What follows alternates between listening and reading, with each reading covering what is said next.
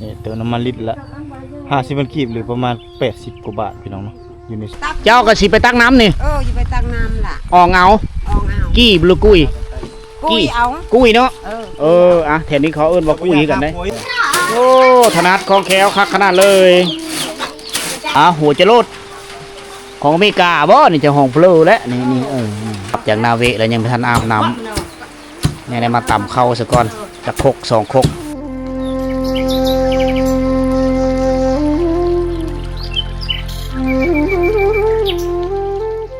ตอนนี้คอยอยู่ที่บ้านกระเตาะเมืองบุรพาแขวงขโมนทุกคนเลยอยู่กับทีมงานนะเมื่อนี้จุดประสงค์เฮาสิเดินทางเฮาไปในได้ไปบ้านชายแดนเวียดนามทุกคนที่คอยไม่ทันเคยไปจักเธอนะมื้อนี้เป็นมื้อแรกแหกมานที่เฮาสิเดินทางสายนี้ผ่านบ้านหินลับผ่านบ้านน้ำจลาไปเฮาไปในเลยทุกคนเลย ก็เป็นเส้นทางใหม่กับมันก็เป็นการประจนภัยหรือการท้าทายในการเดินทางในครั้งนี้นะไปมื้อนี้ไปกัน2 คนเพราะว่าบ้านโนดพาเลาะนี่ติดภารกิจเดินทางกลับมือสวรรค์เขตแล้วมือหาครอบโคแล้วเพิ่นคาเวทุกคนเลยยังเลยแต่ซุ่มเฮา2ไอ้น้องไปกับบ่ตุกวิถีลาวนะมาฮอดนี้เฮาจะซื้อน้ำมันกับเมิดบาทนี่มื้อก่อนๆเฮาไปห้วยแฮดซื้อผู้นึง2 ลิตรราคา 45,000 กีบนี่แหละคือสถานที่พักเศร้าพักรถเฮามาแต่ละเธอก็มาแวอยู่นี่แต่มื้อนี้น้องสีเพิ่นมีอยู่เพิ่นเดินทางเฮาเมืองวิระบุรีไปซื้อเครื่องมาขายเหลือแต่แม่เฒ่าอยู่นี่นี่ส้มหมูป่านี่ส้มหมาปูหมูป่านี่ห่อ1,000 กีบพอกินได้แต่เฮาก็ซื้อเอาอันนี้แหละไปกินนี่ในระหว่างทางซุมเฮาซื้อไปหลายก็กินมีมดมันส้มเอาพอดีกินเส้นทางการเดินทางมื้อนี้บ้านชวนน้องม้ามันบ่มื้อนี้เฮาสิเดินทางมุ่งหน้าสู่วินน้องเมียเปะน้องเมียได้มื้อนี้ได้น้องม้าไปน้องม้าเนาะไปตามเส้นทางโฮจิมินห์ซึ่งเป็นทางเส้นทางเก่าแก่ที่เขาเจ้าเอาขี้หินปูเอาเต้สมัยก่อนถึงปัจจุบันนี้ยังคงสภาพความเก่าแก่ความเป็นดังเดิมอยู่แล้วก็ไปเบิ่งสมรภูมิรบในสมัยสงครามเวียดนามเส้นทางที่เราจะเดินทางไปนี่ก็คือเส้นทางที่เวียดนามมาเหนือเนาะเวียดนามเหนือขนอาวุธลำเลียงที่จะผ่านนั้นหนองม้านี่ลงมานี่แหละเส้นทางที่จะไปนะเพื่อเสื้อปิตีเวียดนามใต้เชื่อมต่อเป็นเขตแดนเชื่อมต่อกับตะแซงแขวงกวางบิ่งเนาะแม่นกวางบิ่งโอเคไปไปเดินติดตามการเดินทาง2ไอ้น้องเฮาลุยแล้วมื้อนี้บีบากผ้าบินมื้อนี้มีหัวมันผ้าบินหรือเฮาสิผ้ามันล้มแล้วมื้อนี้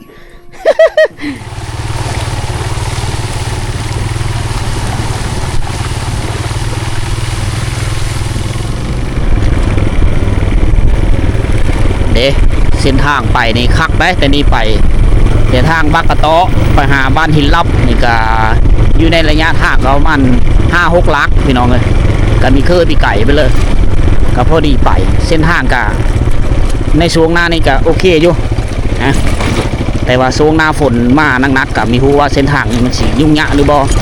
แต่งามธรรมชาติพี่น้อง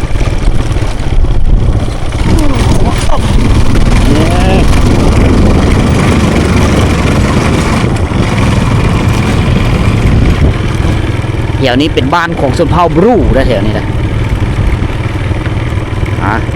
แต่ค่านี้ไปหาบ้านน้ำจลานี่ค่อยก็เคยมาอยู่ทางประมาณ2-3 เธอนะแล้วก็กายบ้านน้ำจลาไปจะเข้าไปสู่บ้านทางแบงแล้วก็กลับเข้าสู่เขตหนองม้า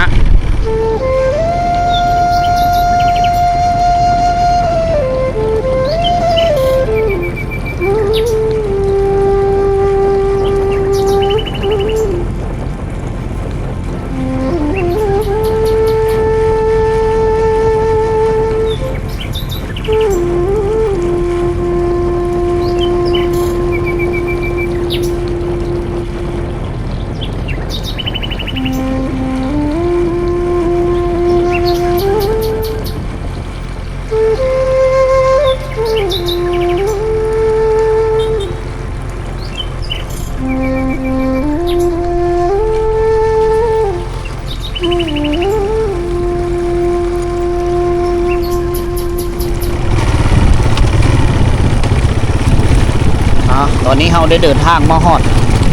บ้านน้ำจลาพี่น้องมาเมื่อนี้ก็ยังแห้งแรงอยู่ที่ท่านมีฟ้ามีฝนน้ำยังมีหลายถ้าว่าโซงหน้าฝนมากก็ขี่รถไปโขยนะ รถจักรไต่นี่รถใหญ่ลงหลุมโอ้โหไปได้แต่รถจักรเด้อรถไถไปไม่ได้มาฮอดเขตทางแพร่งเขาเอิ้นว่าทางแบ่งไปหนองม้าพี่น้องโอ้ลักไฟฮักเป็นแถวนี่พอถูกนี่เมืองว่านี่ไฟฟ้าโกงไม้ฮักทับสายไฟฉะนั้นเมื่อนี้มีกระแสไฟฟ้าไซเดอร์แต่ละหมู่บ้านนี่เด็กอยู่นี่ก็ฮักนี่ล่มมันแห้งในหมู่บ้านนี่อ๋อฮักกุ้มดุมเอายังมีการซ่อมแปลงอันตรายเสาไฟฟ้าฮักหมดสายกระแสไฟฟ้าชั่วคราวอันนี้เขาเอิ้นว่าบ้านทางแบ่งบ้านทางแบ่งที่มีขู่และมีห้วยอยู่นี่ถ้าว่าเขาเลี้ยวซ้ายหนึ่งไปทับเล่าลัดไปเซอร์นองปีออกไปเซอร์ตาดเสียงลือถ้าว่าตรงมาทางขวานี่ก็ไปเขตหนองม้าออกชายแดนเวียดนามคนก็กินรถก็กินบาทนี่อันนี้คือจุดทางแบงจะมีน้ำมันขายกิลิตรหนึ่งกับ50,000เนาะ50,000 กีบ 50,000 กีบเกือบ100 บาทแล้วได้พี่น้องเอ้ยประมาณลิตร80ไปนี้ไปทับเล่าเนาะทางนี้เนาะหมดลิตร2 ลิตร2ล้วนเรา2 ลิตรบ่ป้องกันไว้นายันนี้มีขอขายคือทางหนองม้ามีอยู่นี่เติมน้ำมันลิตรละ50,000 กีบหรือประมาณ80 กว่าบาทพี่น้องเนาะอยู่ในชนบทกันนี้แหละก็จะมีร้านขายทั่วไปเป็นปั๊มน้ำมันแบบบูฮานใส่กระตุกเอาสามีลิตรนึงเต็มนี้ลิตรครึ่งกระตุกเติมแล้วพี่น้อยลิตรนึงพอลิตร50,000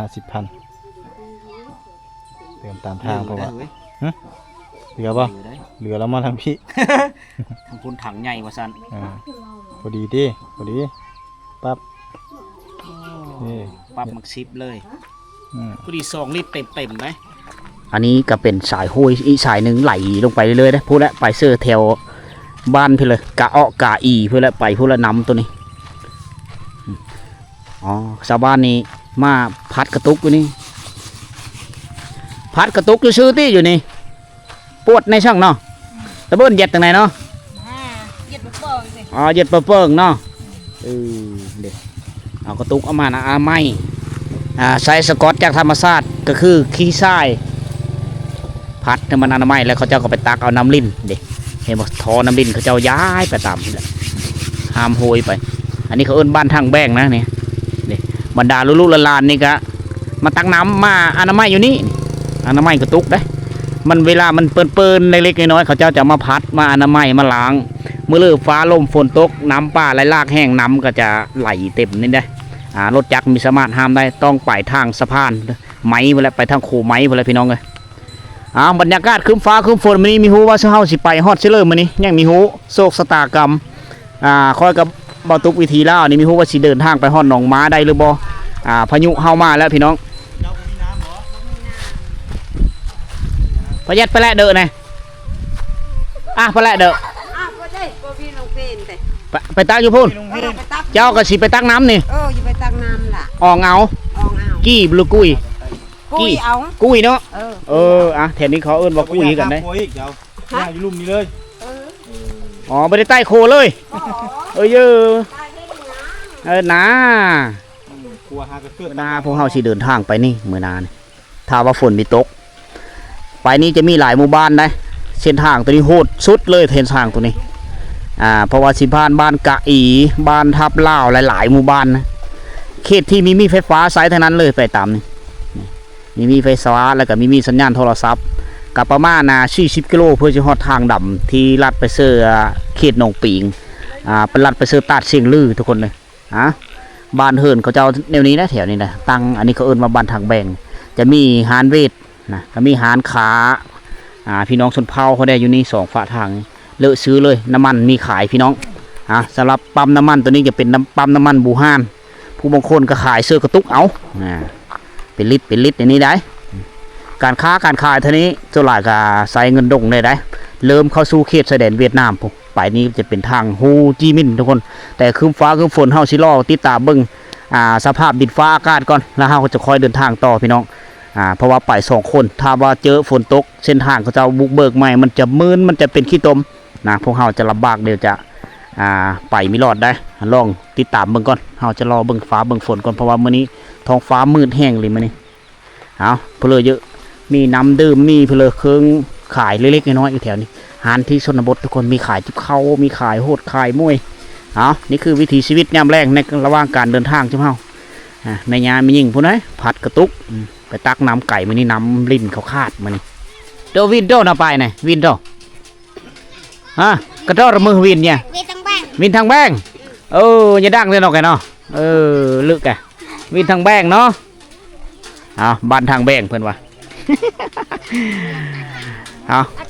ก่อนสิเดินทางพาพ่อแม่พี่น้องเที่ยวชมเบิ่งวิถีชีวิตยามแรงๆอยู่นี่ก่อนเบิ่งดูนี่เขาเจ้าเสาเอามาเช็ดเฮิรน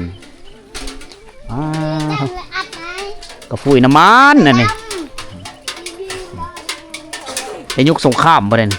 1 2 3ก็ฟุ้ยนี่ก็ฟุ้ยบรรจุน้ำมันขนส่งลำเลียงเฮือรถฮับไซสงครามในเมื่อก่อนบ้านนี้คำมาแล้วก็เริ่มเห็นกิจกรรมชาวบ้านตักน้ำได้มันก็คักไปอีกนิดนึงพี่น้องเมนูหลายเขาเจ้าปุเขาเจ้าก็เอาวัตถุภาชนะที่ไม่ได้ใส่แล้วก็มาปุผักมีซีซ้อมเสื้อบ้านทางแบงนี่มีไฟฟ้าใช้ไอ้เลิกเขาจะทางแบงไปหนองม้าทางแบงไปทับเล่าเส้นทางที่เขาจะไปนี่พวกแหละมุ่งหน้าเข้าสู่เทศบาลเมืองบูรพาแต่เป็นเส้นทางโหดแต่ว่าเขาจะไปตอนค่ำนี่เพราะว่าเขาชีเจออุปสรรคแนวเลยได้เป็นได้เลยกันรอติดตามแต่ว่าเดี๋ยวเขาสิก่อนเดินทางเขาพาไปเยี่ยมชมเบิ่งน้องๆมันต่ำเข้าตึมต่ำในยามแรงๆตอนนี้เวลา 15:30 นาทีทุกคนมันคืมฟ้าคืมฝนคือว่ามันมืดแต่ก็ยังได้โธ่นี่ก็ฟุ้ยจากน้ำมันก็ฟุ้ยน้ำมันยกสงครามคักเนาะคักนี่ขี่ดังเดินดูห่างอันนี้คือนาเวน้องๆเพิ่นต่ำเข้าท่าพ่อท่าแม่เมื่อยเลยพี่น้องเลยเขาจะออกกำลังกายแต่ซ้ำนี้เฉพาะเขาแข็งแห้งได้เด็กน้อยบันเร่งสิปันนึ่มกรอนี่สิปันนึ่มกรอนี่อันเร่งสิปันนึ่มหมูปั้นบ่โอ้หมูปั้นบาดปั้นไปปั้นสะเขาเจ้าก็เอาพอดีไซส์พอดีกับเฮือกับแห้งของลูกๆหลานๆเอาอุ้มได้บ่นี่เอาบ่มื้อนี้เอาอุ้มบ่อุ้มด้วยเด้อุ้มเลยซูมตาชะอุ้มเนี่ยตะเบิ้งก็กล้อเสมียงไงแล้วผู้ชายบ่ได้ตำบ่ผู้ชายบ่ตำบ่เป็นแล้วผู้ชายกระดังตำเป็นตำบ่เป็นตำแต่กินเป็นเนาะตำแล้วเพิ่นจะมาปัดไปที่น้องส่วนหลายผู้หญิงนี่ซอยเวโคได้หลายผู้ชายนี่ยิงนกกับเลี้ยงโง่เนาะบ้านเจาะเนี่ยเนาะบ้านตะแกงบ้านเจาะปัดอยู่ไซนี่ปัดเข้านี่อุ้มไปแล้วมีบ่อันนี้รู้ไว้เนี่ยตอบเนี่ยรู้ไว้เนี่ยอุ้มตะกี้นี่รู้ไว้เนี่ยนะโอ้ถนัดของแขวคักขนาดเลยโอ้เซ็ตทำเข้ามาบาดนี่สุ่งในจับจะไปลงในบอกมันลงที่เธอช่องไฟบอกคุณดังแล้วมอมนึงไหวเนาะ2-3 บาทเท่านั้นมห้อยเนาะมห้อยแล้วคือไหวเนาะเบิ่งดูนี่ตัวหมูนี่ปอตัวอุ่นลุดตุ้ยดีตุ้ยพี่มีแห้งหมูก็ได้หมูน้อยหมูใหญ่หมูเห็ดเป็ดไก่แซ่บอยู่บึ้นนี่อะไรตังเนี่ยตัวบรรดาพักพวกหมู่คูก็มาเนาะเต็มเลยมาให้ก ำลังใจบ่นี่ มาให้กำลังใจหมู่ครูเนาะ ใจหมู่คู่เนาะตามเข้าพี่น้องโอ้ส่ง74ก็เข้ามาเนาะ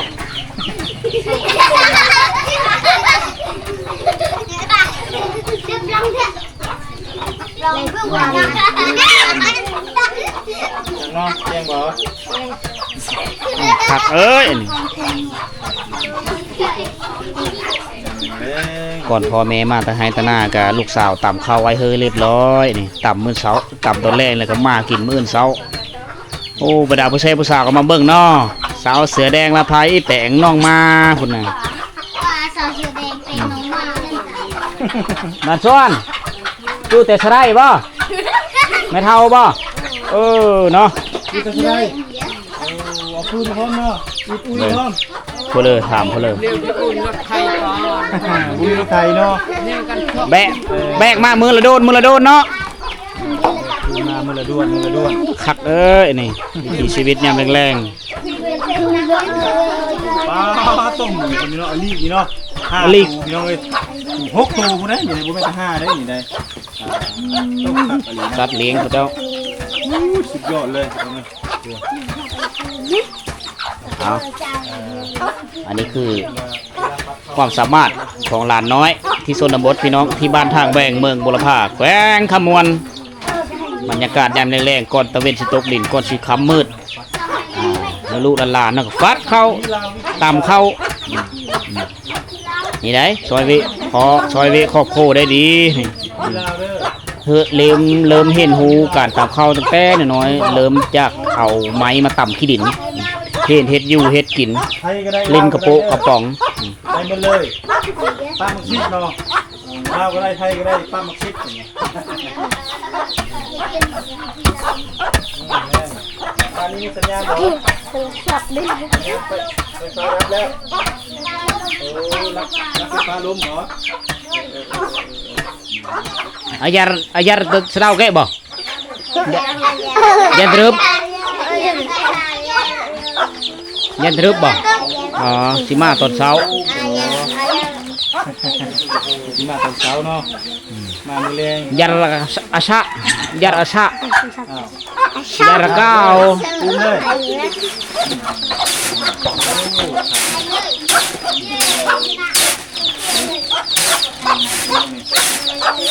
มาเต็มเลยได้เงินค่า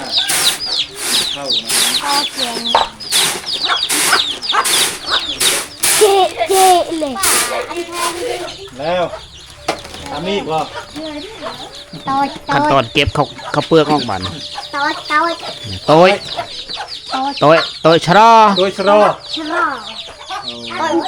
พ่อ ตัวผักพวกเพิ่นนี่มาเต็มเลยมาเชียร์มาให้กำลังใจทีมหมู่ครูเพิ่น ลายน้องหมูเนาะโอ้ก็ยอมเอาไปรีบเลย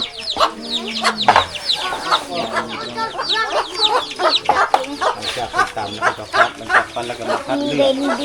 เอา ได้ยังอาหาร ได้เพลอกิน อาหารอันบัดป้องบ่เอ้ยผักมาต้นเนาะโอ้นี่ชานอยู่เพิ่นนี่คอยไปคอยมาในแถวนี้ไม่ได้ใต้แต่เขาจะเอาแป้นห้องเอาโอ้ ยิ่งดงน่ะทุกหยาดเท่าเยอะก่อน เพลอนี่โตโดย โตหัวว่า อ๋อลูกสาวบ่เจ้าบ่นี่ เออ อ๋อโตโอ้แต่งอยู่โคกินอย่างนี้ควันกุ้มควันเกอเลยบรรยากาศยามแรงๆพี่น้อง พูดเนอะได้สิ เอาหนาทีของผู้ใหญ่นี่ก็นึ่งข้าวให้แม่ เข้าก็เฮียนเนาะ เห็นนึ่งข้าวเห็นตำข้าวเนาะ ตำเข้าเนอะเฮียนน่ะเฮียนเอง ข้าวเห็นเนาะ เลย โอ้แต่ยานได้ซ่านนี่ซ่านหัก ก็ แล้ว เลยเจียนนะ เจียนจรุได้ เจียนทรู เจียนจรุ อู้เหรอ เพียกอุ้ยเนาะเพียกอุ้ยคือควัน ยิ่งดงมาไหนกระดิดเนี่ยไปห้องมาแต่ช่วยเท่าเงี้ย ช่วยเท่าก ระดิด โดยใช่บ่นี่ โอ้โดยใช่อ่ะ โอ้โดยใช่เขาให้ นู่นไปมีเนี่ยโม อ๋อบ่มีหน้าเนาะ โอ้หน้าโมอันเท่าช่วยเท่าเงี้ยเนาะบนหนา บ่เฮ็ดบ่ได้เนาะ โอ้ เท่าแก่ ได้โอ้เท่า อันนี้มาได้ก็พูดเป็นนี่มาไปห้างแล้ว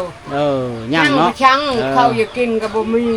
ก็ได้แต่กินหาเช้ากินค่ โอ้ ำ โอ้ยอีอันนี้ไปทำงานแล้วทำงานอยู่ด้วยกันที อยู่ใช้อยู่ท่าแขกดงใต้ท่าแขกเอ้ยเรานี่อันนี้แต่สงครามนั่นนี่เนาะแต่ย่นนี่นะเนาะแม่เนาะอ๋ออันนี้โหย่นหางโหจะโลดของอเมริกาบ่นี่จะห้องเพลอแล้วนี่นี่นี่ เพิ่นเนี่ยลูก โหระเบิดโหโบมฮะ ลองใจ กาบรองแจ้บ่โอ้เฮ็ดเราไหปอตัวไหใหญ่เลยนี่ นี่บุกอะไรนั่งจำเนี่ย กระโตกกี่ ว่า หรือว่าลึกไงฝนตกแล้วพี่น้องเอ้ยปล่องเมียเริ่มฝนตกแล้ว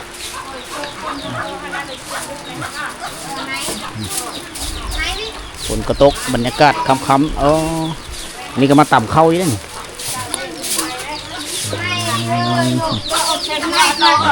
แซ่อยู่ได้มันนี่โอ้หลังจากฟัดแล้วก็ปัดเอาไปเบิดได้ขี้เก็บนี่นะปัดเอาอนามัยให้มันเก่งมาแต่หน้าแล้วตามเข้าบ่นี่อยู่แต่ชะไรกรอกไว้เนาะ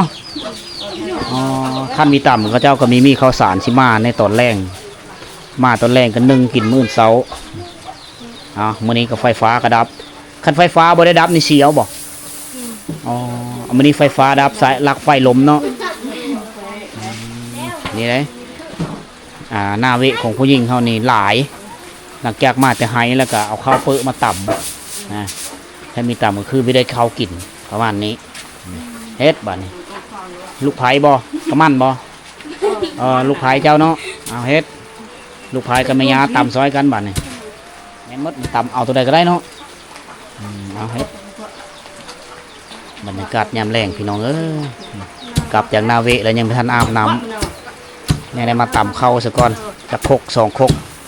ได้เข้าเมื่อแรงก่อนถึงอาบน้ำแต่งอยู่โคกินแล้วก็จะได้พักผ่อนนะเอาแต่ละมื้อจังซี่แหละตื่นมื้อเช้ามาก็กินข้าวแล้วก็ยางขึ้นผู้และชูผืนไห้ที่กว้างขวางเสียหญ้าหาอยู่หากินหาหน่อไม้หักหน่อไม้มาต้มมาแกงเป็นอาหารผู้ชายก็หานกหาหนูหายามแฮวเสื้อเบ็ดเสื้อมองนี่คือวิถีชีวิตของพี่น้องเฮาอยู่ที่บ้านทางแบงเมืองโบราพาแบงขโมนทุกคนพวกเฮาสิได้ฝนก็ตกแล้วพวกเฮาสิได้ไปฮอดซิเลอยังไม่รู้จักมื้อนี้ จะสิเดินทางฮอดซิเลอแล้วฝนตกแล้ว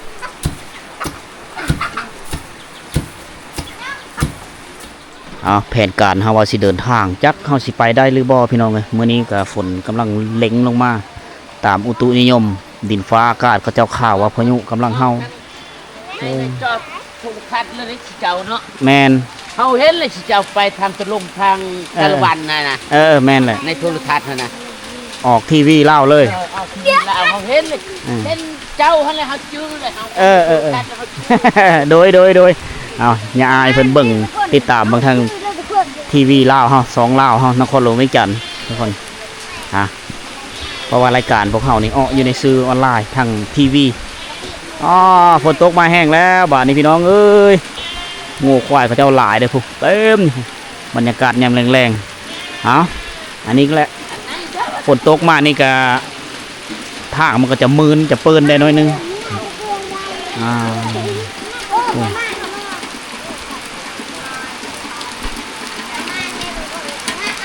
โต้งน้ำไหมเนาะโต้งกับน้ำฝนคู่นี่มีแต่คู่บูฮานคู่โยมทั้งหมดเลยได้คู่กันเพราะว่าช่วงนี้คาดแค่น้ำนะน้ำลิ่นเป้เสียหายเขาเจ้าไม่ทันซ่อมแปลงขึ้นไหมฝนตกมากกับโต้งเอาน้ำใส่ข้าจากน้ำฟ้าน้ำฝนเขาเจ้าก็มีคู่มีแอ่งนะมีแอ่งน้ำบรรจุน้ำรักษาความเย็นไว้คือบ้านผู้ไทยเฮาในเมื่อก่อนเลยไปมีฮอดเชลเลยแล้วฝนตกเลยสิไปทับเล่าก็ไปไม่ได้สิไปหนองม้าก็ไปไม่ได้พวกเฮาสิเป็นเส้นทางกลับขึ้นไปกระต้อคือเก้าทุกคนไปหาที่พักก่อน